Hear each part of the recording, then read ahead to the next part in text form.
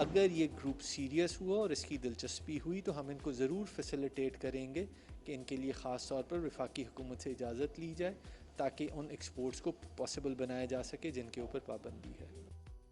پاکستان میں food delivery industry کی موجودہ صورتحال کیا ہے؟ روایتی کیٹرنگ انڈسٹری کے مقابلے میں اسے کون سے مواقع اور چیلنجوں کا سامنا ہے؟ ہائر نے پہلی فیکٹری لگانے کے لیے 2001 میں مقامی انٹرپرائز روبا گروپ کے ساتھ تعاون کیا اور 2006 میں Pakistan Haier Ruba economic zone قائم ہوا۔ اب پاکستان میں ہائر انڈسٹریل پارک کی تعمیر کے ساتھ ساتھ اس نے تقریباً 4500 براہ راست اور 10,000 سے زیادہ بالواسطہ نوکریاں پیدا کیں اور 2020 میں 80 ملین امریکی ڈالر منافع اور ٹیکس حاصل کیا۔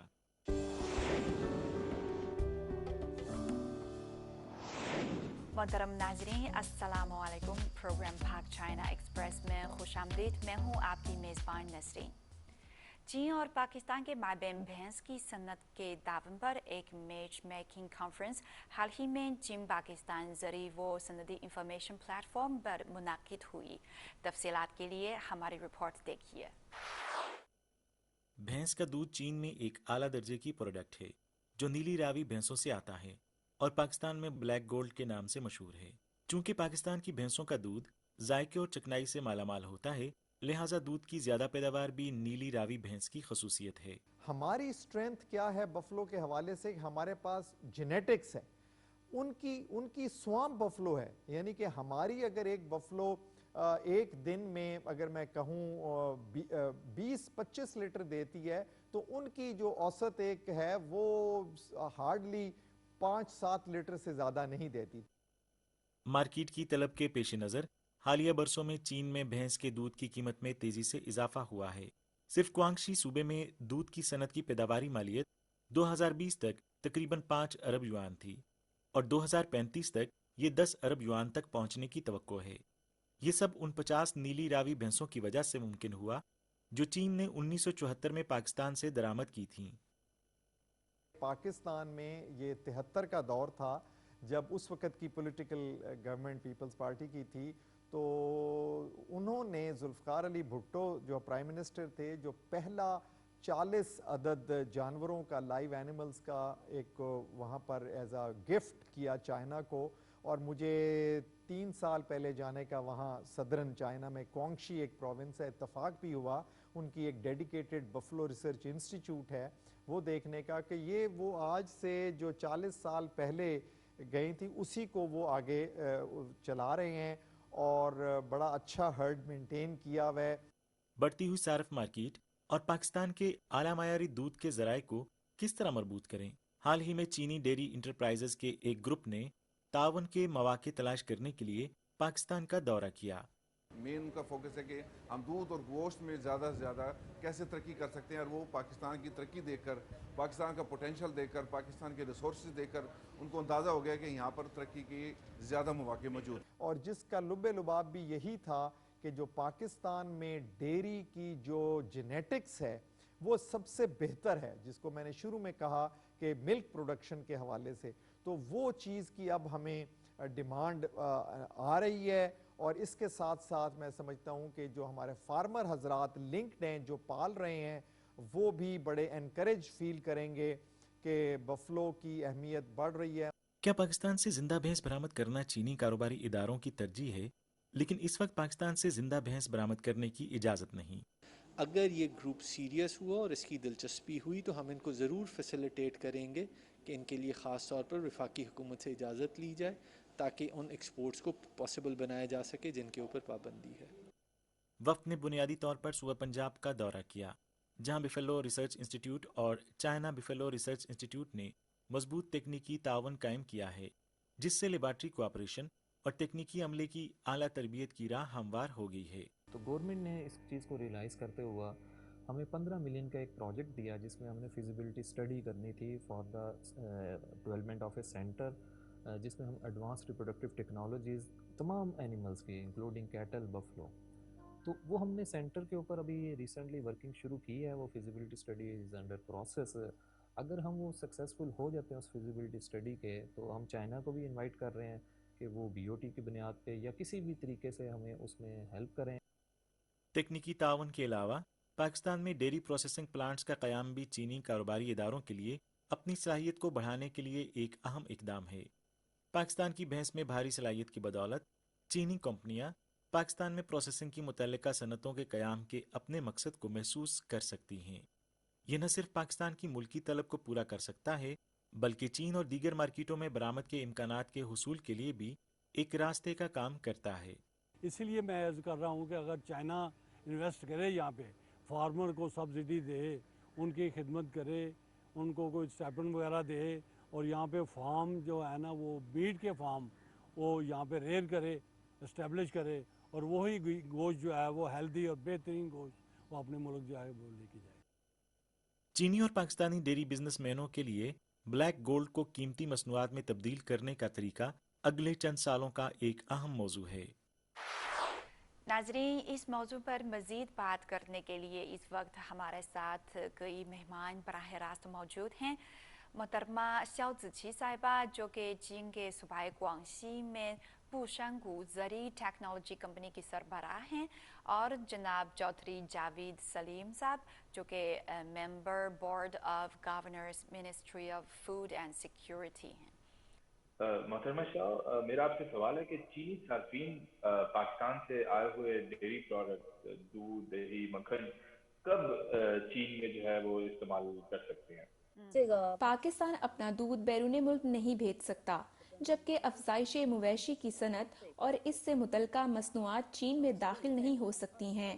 لہٰذا اگر پاکستان اپنا دودھ چینی مارکیٹ میں لانا چاہتا ہے تو پہلی چیز چائنا کسٹم کی درآمدی ضروریات کو پورا کرنا ہے۔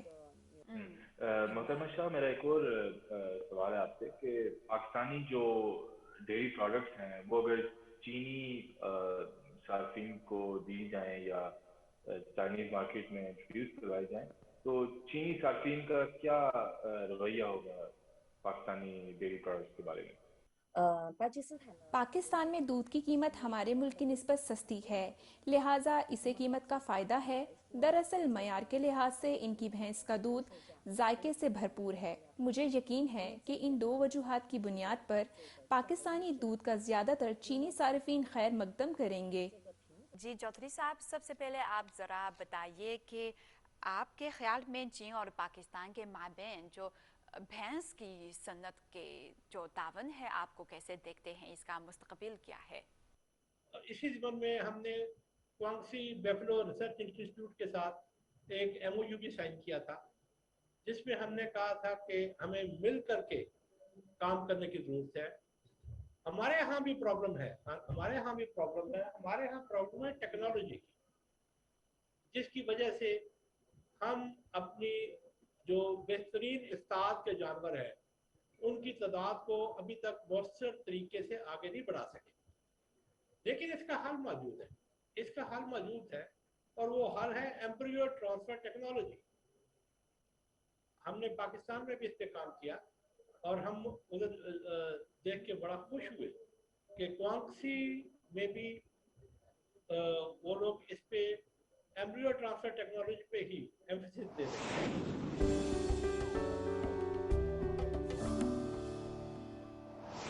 اطلاع کے مطابق پاکستان میں فوڈ ڈیلیوری مارکیٹ ٹرپل ہندسے کی فیصد سے ترقی کر رہی ہے، خصوصاً وبا کے دنوں میں اس کے حجم میں 2 گنا اضافہ ہوا ہے۔ اس وقت پاکستان میں ریسٹورانٹ کے کاروبار میں ڈیلیوری سروس کا حصہ 15 سے 20% ہے۔ کیا یہ ممکن ہے کہ عید الفطر اور پاکستان پریمیئر لیگ کے مواقع پر اس کاروبار میں مزید اضافہ دیکھنے کو ملے؟ پاکستان میں عید الفطر کے وقت رضاکار مرکزی سڑک کے مختلف مقامات پر درجنوں میزوں پر روایتی کھانے پینے کی اشیاء سجاتے ہیں۔ اونچے نیچے فٹ پاتھوں پر پلاسٹک کی بڑی بڑی چٹائیاں اور دسترخوان بچھا کر انہیں طرح طرح کے کھانوں سے بھر دیا جاتا ہے۔ زیادہ سے زیادہ لوگ آن لائن آرڈرنگ کو بھی قبول کر رہے ہیں، اور کیٹرنگ کمپنیوں کے ٹیک آؤٹ آرڈر کی تعداد میں مسلسل اضافہ ہوتا جا رہا ہے۔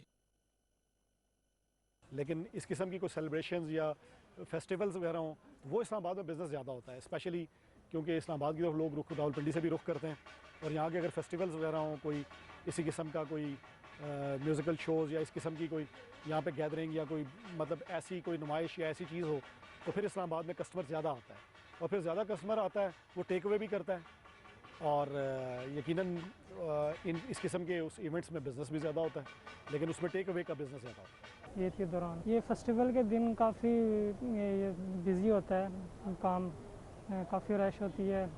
اس کے دوران یہ رمضان میں بھی پیکج دیا ہوا ہے، افطار کا ٹائم اور سحری کا ٹائم ایکسٹرا بونس دیتے ہیں۔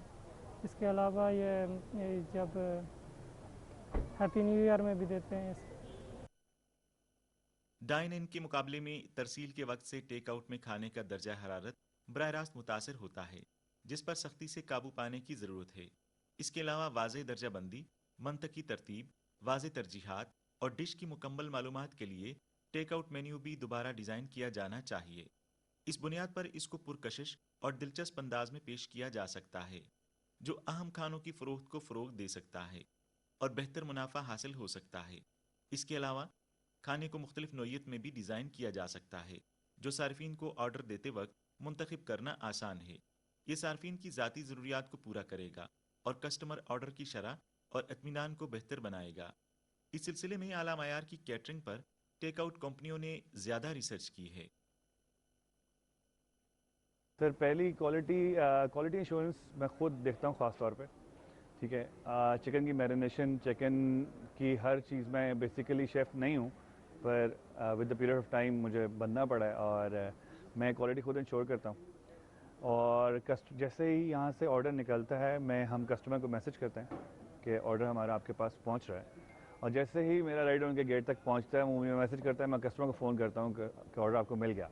پھر میں کسٹمر کو فیڈ بیک کے لیے ایک میسج کرتا ہوں جو کہ کہتا ہوں کہ ریٹ آر فوڈ، وہ ہمیں فوڈ کی ریٹنگ دیتے ہیں۔ اگر ان کی ریٹنگ ہمارے مطابق نہیں آتی تو ہم ان کو فون کال بیک کرتے ہیں اور ان کو ہم فری فوڈ آفر کرتے ہیں، یا ان سے ہم پوچھتے ہیں کہ ہمارا کیا غلطی ہے، تو جو بھی وہ اپنی ریزنز بتاتے ہیں ہم اس پہ کام کرتے ہیں اور اس سروس کو بہتر کرتے ہیں۔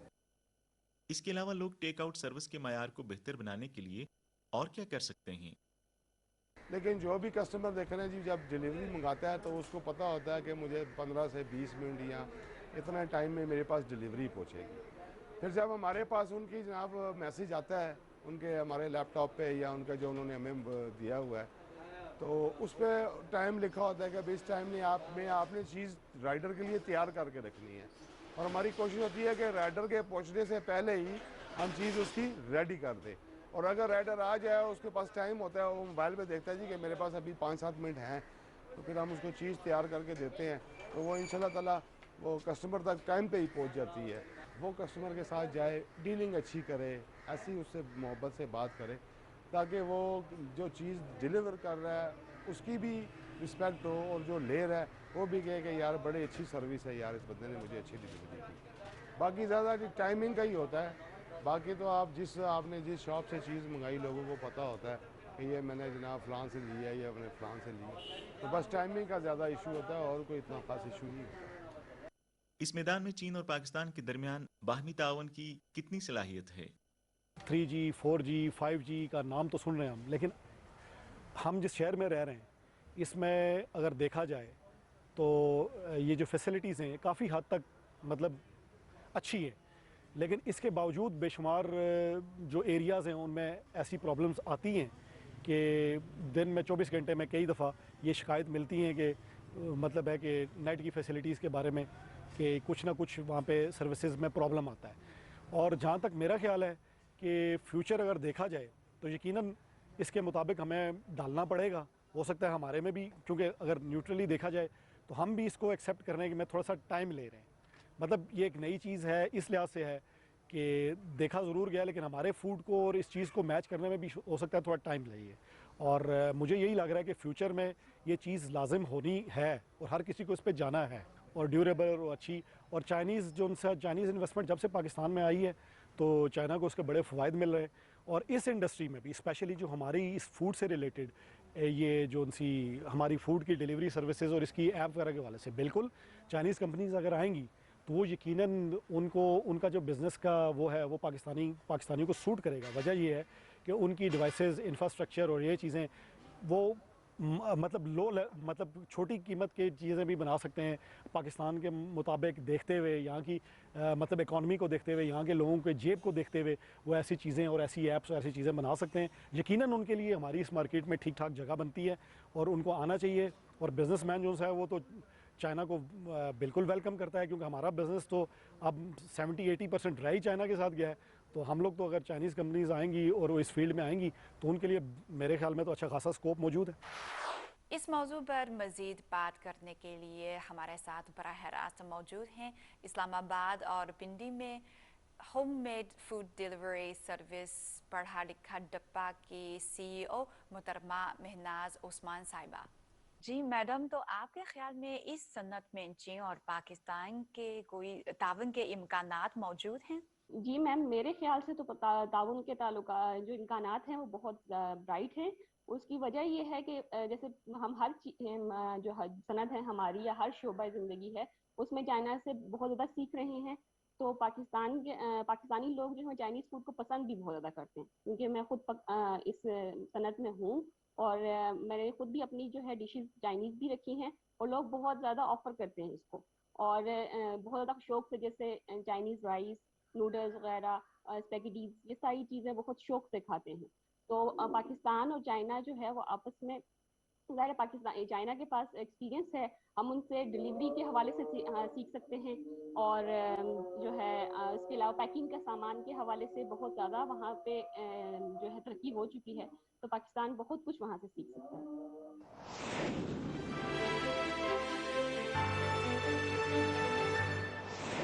ناظرین، رواں سال چین اور پاکستان کے مابین سفارتی تعلقات کے قیام کی اس 10ویں سالگرہ منائی جا رہی ہے اور اس کے ساتھ ساتھ یہ چین کے ہائر گروپ کی پاکستان میں قیام کی 20ویں سالگرہ بھی ہے.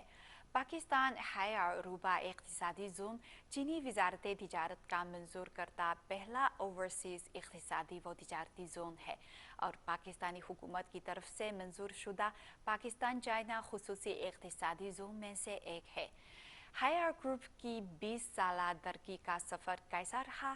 مستقبل میں پاکستان کے گھریلو برقی آلات کی مقامی انڈسٹری چین کیسے تعمیر کی جائے اور 5G ٹیکنالوجی اس ترقی کے سفر میں کیسے معاون ثابت ہوگی؟ آئیے ہماری رپورٹ دیکھیے. 2001 میں چین کے ہائر گروپ نے اپنی بیرون ملک فیکٹری پاکستان میں قائم کی. 2002 میں فیکٹری مکمل ہو گئی اور اس نے کام شروع کر دیا. یہاں فریج، واشنگ مشین اور ایئر کنڈیشنر تیار ہوتے ہیں. یہ پاکستان کی بیرون ملک قائم ہوم اپلائنسز کی تیاری کا پہلا مرکز ہے. ہائر نے پاکستان میں 20 سال کام کیا ہے. جب ہائر پہلی بار پاکستانی مارکیٹ میں داخل ہوئی تو اسے بہت سے چیلنجوں کا سامنا کرنا پڑا. جب ہم شروع میں پاکستان میں انٹر ہوئے تو 3 بنیادی چیزیں پاکستان کے اندر جو تھی ڈیفرنٹ تھی چائنیز برانڈ کے لیے. پہلی چیز تو جو ڈیفرنٹ تھی وہ یہ تھی کہ جو پاکستانی فیملی سائز ہے وہ کافی بڑا ہوتا ہے کمپیئر ٹو جو انٹرنیشنلی ایک فیملی اسٹرکچر ہے. دنیا کے اندر 2-3 لوگ فیملی کے اندر رہتے ہیں اور پاکستان کے اندر کم از کم 6 سے 7 لوگوں کی ایک فیملی سائز ہوتی ہے. دوسرا جو ایک بہت بڑا چیلنج تھا کہ پاکستان کا جو ویدر تھا، اسپیشلی اس وقت جب 2000 میں ہم نے سٹارٹ کیا تھا تو اس وقت آف کورس پاکستان کے اندر جو ٹمپریچر تھا وہ بہت ہائی تھا، تقریباً 50 سینٹی گریڈ تک جو ہے گرمی کبھی کبھی چلی جاتی تھی. اور تیسرا جو بنیادی مسئلہ تھا اس وقت وہ بجلی کا تھا کہ پاکستان کے اندر جو بجلی کی وولٹیج تھی وہ کبھی اسٹیبل نہیں تھی. تو یہ 3 بنیادی چیزیں تھیں جس کو ہم نے فیس کیا. پاکستان میں گرمیوں میں گرمی دور کرنے کے لیے برف عوام کی اہم ضرورت بن جاتی ہے. ماضی میں ایک عام ریفریجریٹر سے برف بنانے میں لگ بھگ 6 گھنٹے لگتے تھے اور بجلی بند ہونے کی صورت میں 1 دن لگ جاتا تھا. صارفین کو فوری ٹھنڈا فراہم کرنے کے لیے ہائر فریج 1 گھنٹے میں برف بنا سکتا ہے. روایتی ریفریجریٹر کے مقابلے میں برف بنانے کی رفتار میں 5 گنا اضافہ ہوا ہے اور اس سے 55% توانائی کی بچت ہو سکتی ہے. اس کا مطلب ہے کہ صارف 10 سالوں میں فریج کی لاگت بچا سکتا ہے. اس کے علاوہ واشنگ مشینوں کو ڈبل بیرل سے مکمل طور پر خودکار طریقے سے اپ گریڈ کیا گیا ہے. اسی طرح واشنگ مشین کے حوالے سے پاکستان کے اندر بہت بڑا پرابلمس تھا. 2 بنیادی پرابلمس تھے میرے خیال میں. نمبر 1 پرابلم تو یہ ہے کہ ہمارے ملک میں جو لٹریسی کا ریٹ ہے وہ بہت ویک ہے. اس کے لیے ہم نے ایک اسپیشل پروڈکٹ ڈیزائن کی اس کو ہم کہتے ہیں ون ٹچ. تو ون ٹچ کا یہ فائدہ ہے کہ کوئی بھی آدمی جو ہے آپ اس بٹن کو آپ پریس کریں تو آپ اس میں کپڑے دھو بھی سکتے ہیں اور اس کے اندر ڈرائی بھی ہو سکتے ہیں. دوسرا جو بنیادی ایشوز تھا بجلی کا، کہ بجلی کا جو وولٹیج ایشو ہے، بجلی آتی ہے جاتی ہے تو اس کے لیے بڑا مشکل ہوتا ہے خواتین کے لیے اسپیشلی کہ وہ اپنے دوسرے کام میں مصروف ہو جاتی ہیں اور پھر وہ کچن سے یا کہیں سے ان کو آنا پڑتا ہے. تو ہم نے ایک ایسا فنکشن اس میں انٹروڈیوس کرا دیا کہ جب بجلی آئے گی بھی تو آٹومیٹکلی وہ بٹن خود ہی اس کو آن کرے گا، تو ان کی ضرورت نہیں ہوگی. اور جو تیسرا ایک بڑا ایڈوانٹیج آئی تھنک ہم نے اس میں ایڈ کیا تھا وہ تھا کہ پانی کو ہم کیسے سیو کریں. جیسے آپ کو پتہ ہے پاکستان کے اندر پانی کا بہت بڑا فقدان ہے اور دنیا میں بھی ہے، تو ہم اپنے آپ کو ایک انٹرنیشنل برانڈ اس کی ذمہ داری سمجھتے ہیں کہ ہم ایسی چیزوں کو کریں جس سے اوورآل سوسائٹی کو بھی فائدہ ہو. ہائر نے پہلی فیکٹری لگانے کے لیے 2001 میں مقامی انٹرپرائز روبا گروپ کے ساتھ تعاون کیا اور 2006 میں Pakistan Haier Ruba economic zone قائم ہوا. اب پاکستان میں ہائر انڈسٹریل پارک کی تعمیر کے ساتھ ساتھ اس نے تقریباً 4,500 براہ راست اور 10,000 سے زیادہ بالواسطہ نوکریاں پیدا کیں اور 2020 میں 80 ملین امریکی ڈالر منافع اور ٹیکس حاصل کیا. چین کا مقامی برانڈ بہت مضبوطی سے پاکستانی مارکیٹ میں گہرائی سے شامل ہو رہا ہے. اقتصادی شراکت صنعتی پارک کا بنیادی فائدہ ہے اور گھریلو آلات کی صنعت کی ٹیکنالوجی اور مینجمنٹ کو اپ گریڈ کرنا ہی اہم ہے. ہماری جتنے بھی پروڈکٹ پاکستان میں ہم بنائیں وہ ساری انٹرنیٹ بیسڈ ہو. اس کے لیے پھر ہم لوگوں نے پہلا 2018 میں اپنا پہلا ایک سمارٹ ہوم لاہور کے اندر بنایا ہے اور تقریباً جو ڈیلی وزٹرز ہوتے ہیں کم از کم وہ 400 سے 500 لوگ ہوتے ہیں. تو اب I think Pakistan appliances industry کے اندر ہم نے ایک بینچ مارک کو بنا دیا ہے اور یہ ہے کہ کنزیومر اویئرنیس اس کی وجہ سے روز بروز بڑھ رہی ہے. مگر یہ صرف ہمارا پلان ایک سمارٹ ہوم کی شو روم تک نہیں ہے. ایون 2019 میں 20 میں اور آنے والے ٹائم میں تو ہمیں لگتا ہے کہ ہم اپنا جو 70% یا اس سے زیادہ شاید جو ڈیلر نیٹ ورک ہے اس تمام کو انشاءاللہ ہم کنورٹ کریں گے سمارٹ ہوم کے اندر تاکہ لوگوں کے لیے اور آسانیاں اور لوگوں کے لیے ملٹیپل چوائسز ہوں پاکستان مارکیٹ کے اندر. اس وقت ہائر گروپ کی پاکستان میں 5 پروڈکشن لائنیں ہیں جن میں fridge, freezer, air conditioner, washing مشینیں اور ٹی وی شامل ہیں. مقامی پیداوار ایک خاص حد تک پہنچائی جاتی ہے اور لوکلائزیشن 2006 میں 5% سے بڑھ کر 2021 میں 30% ہو گئی ہے. پاکستان میں ہائر کی ترقی کے ساتھ بہت سے مقامی سپلائرز بھی تیزی سے ترقی کر چکے ہیں. کچھ نے اپنی پروڈکشن ویلیو دگنی کر دی ہے. ہائر انڈسٹریل پارک میں مزید کاروباری ادارے آباد ہوئے ہیں. اور اس ساری جرنی کے اندر اور اس ساری جو سفر میں جو کانفیڈنس بلٹ ہوا ہے باقی چائنیز برانڈز کا بھی پاکستان کے اندر، وہ آپ انشاءاللہ اس انڈسٹریل پارک میں دیکھیں گے کہ کافی اور بھی جو کمپنیز ہیں اس پارک کے اندر کام کر رہی ہیں. تقریباً کوئی 11 کمپنیاں بھی کام کر رہی ہیں اس انڈسٹریل پارک کے اندر اور پاکستان حکومت کی سپورٹ کی وجہ سے یہ پہلی بار ہے کہ یہ جو انڈسٹریل پارک ہے یہ پاکستان کا پہلا private special economic zone declare ہوا ہے. سو آئی تھنک یہ ہائر کی وجہ سے اور ہائر کی سب سے بڑی کنٹریبیوشن اور اچیومنٹ ہے اتنے عرصے میں پاکستان میں. برابر ہم سمجھتے ہیں ہم نے صارفین کی ضروریات کی بنیاد پر 1+1 جوائنٹ وینچر مینجمنٹ ماڈل اپنایا ہے. پہلا ایک چینی فریق ہے جو مشترکہ منصوبے کی ٹیکنالوجی، آپریشن اور مینجمنٹ کا ذمہ دار ہے. دوسرا ایک غیر ملکی فریق ہے جو انٹرپرائز کی تعمیل، قانونی کارروائی اور بیرونی تعلقات کے لیے ذمہ دار ہے. اس طرح لیبر کی واضح تقسیم ہے. اس طرح دونوں طرف کے فوائد کا بھرپور استعمال کیا جا سکتا ہے اور حتمی باہمی مفاد کو یقینی بنایا جا سکتا ہے. مزید برآں ہائر نے جنوری 2020 میں پاکستان کی وزارت سائنس اور ٹیکنالوجی کے ساتھ مشترکہ طور پر پہلی قومی ایئر کنڈیشننگ لیبارٹری قائم کی. ہم پاکستان کو air conditioning energy efficiency standard system کے قیام میں مدد کرتے ہیں، توانائی کی بچت والی مصنوعات کے فروغ کے لیے حکومت سے تعاون کرتے ہیں اور پاکستان میں قومی توانائی کی بچت کے لیبل کے نفاذ کے لیے ٹیسٹ، گارنٹی اور سرٹیفکیٹ فراہم کرتے ہیں. پاکستان کے اندر جتنی اپلائنسز یا الیکٹرانکس پروڈکٹ بننے کی انشاءاللہ وہ ساری یہاں سے سرٹیفائی ہو سکیں گی جس کے الٹیمیٹلی پاکستانی کنزیومر کو، پاکستانی ملک کو ان دی لانگ رن بہت فائدہ ہوگا. اور ان دی لانگ رن ایسے فائدہ ہوگا کہ کل کو اگر پاکستان اس قسم کی پروڈکٹ ایکسپورٹ کرنا چاہیں پوری دنیا کے اندر تو نیچرلی اس پروڈکٹ کی ایکسیپٹنس اس لیے ہوگی کہ پاکستان کے اندر یہ سرٹیفیکیشن والا جو ریجیم ہے وہ آلریڈی امپلیمنٹڈ ہوگا. ناظرین، پروگرام پاک چائنا ایکسپریس دیکھنے کا بہت شکریہ. آئندہ اتوار کے روز شام 6:30 بجے آپ سے پھر ملاقات ہوگی. تب تک کے لیے خدا حافظ.